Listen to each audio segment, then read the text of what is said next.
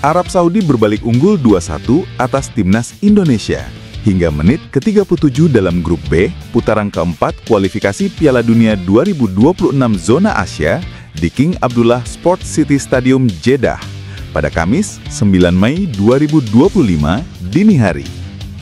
Pada menit ke-11, timnas Indonesia mendapatkan tendangan penalti. Kejadian berawal dari sundulan Jai Izzes yang mengenai tangan bek Arab Saudi, Hasan Al-Tambakti. Wasit Ahmad Al-Ali sempat lama mengecek insiden itu lewat monitor VAR. Setelah beberapa menit, pengadil asal Kuwait itu memberikan sepakan 12 pas untuk timnas Indonesia. Kevin Dix yang maju menjadi algojo tidak menyanyiakan kesempatan. Tembakan bek Borussia Mönchengladbach di Bundesliga itu mengalir deras ke gawang Arab Saudi. Namun, keunggulan timnas Indonesia hanya bertahan 6 menit. Arab Saudi dapat menyamakan kedudukan melalui tendangan keras Saleh Abu Al-Syamat dari luar kotak penalti. Pada menit ke-34, giliran Arab Saudi yang dihadiahi tendangan penalti oleh wasit Ahmad Al-Ali. Sebab, Yakub Sayuri terdeteksi VAR menarik jersey penyerang tuan rumah, Firas Al-Buraikan. Tembakan Firas Al-Buraikan sebenarnya sempat terbaca oleh kiper timnas Indonesia, Martin Paes, namun aliran bola terlalu deras sehingga tetap masuk ke gawang. Patrick Kluivert pastikan timnas Indonesia siap tempur melawan Arab Saudi. Kedua tim akan bertarung pada laga putaran keempat kualifikasi Piala Dunia 2026 zona Asia, Kamis. Bagi timnas Indonesia, ini jadi kesempatan paling dekat menuju ajang sepak bola paling bergengsi antar negara tersebut. Kemenangan atas tim rumah menjadi modal penting untuk bisa menatap laga selanjutnya melawan Irak.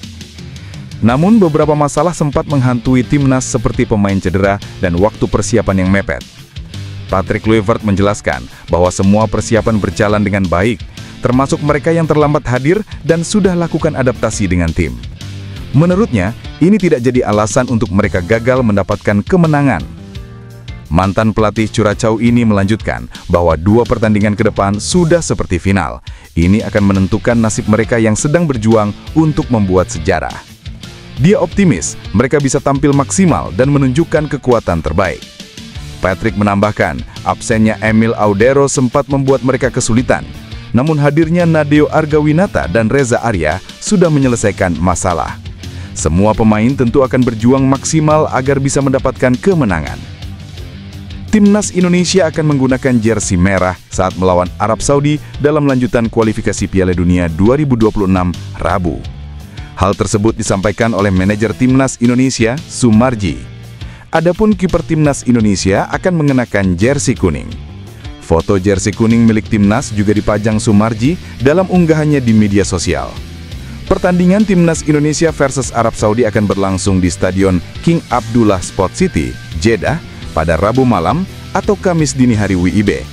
Ini adalah pertandingan pertama dari 2 laga grup B. Nantinya pemuncak klasemen grup B akan mendapat tiket ke putaran final Piala Dunia 2026 di Amerika Serikat, Kanada, dan Meksiko.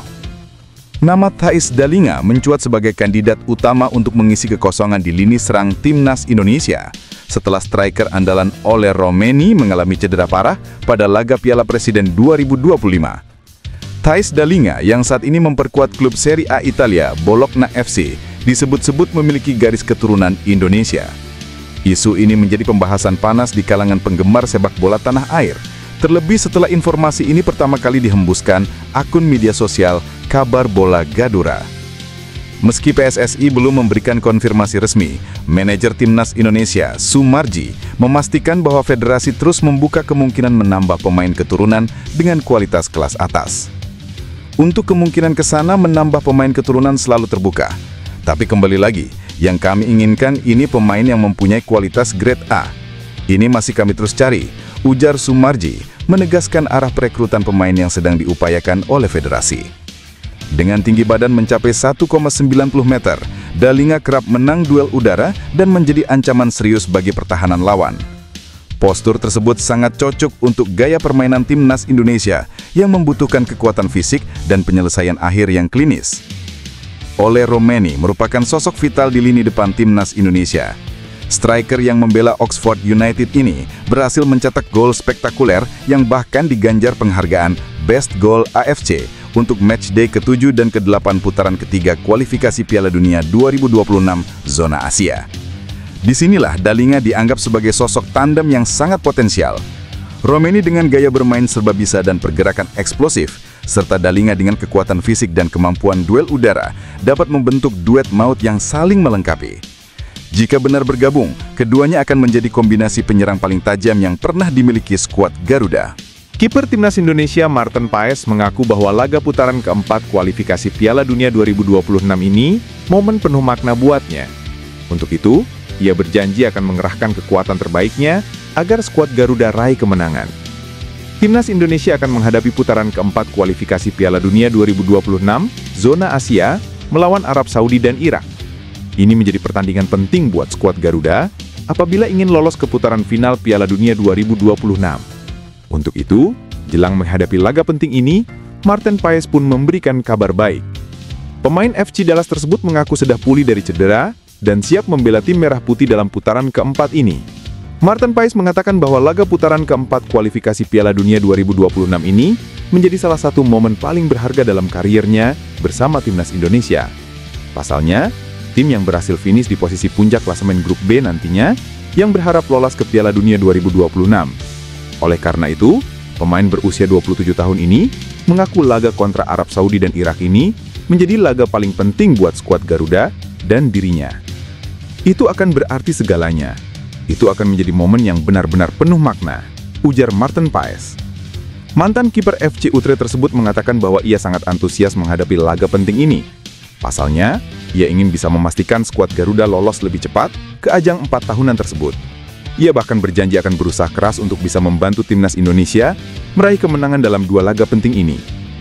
Pelatih Patrick Kluivert terlihat sumringah memimpin latihan perdana timnas Indonesia di Jeddah jelang laga krusial kualifikasi Piala Dunia 2026 zona Asia ronde keempat.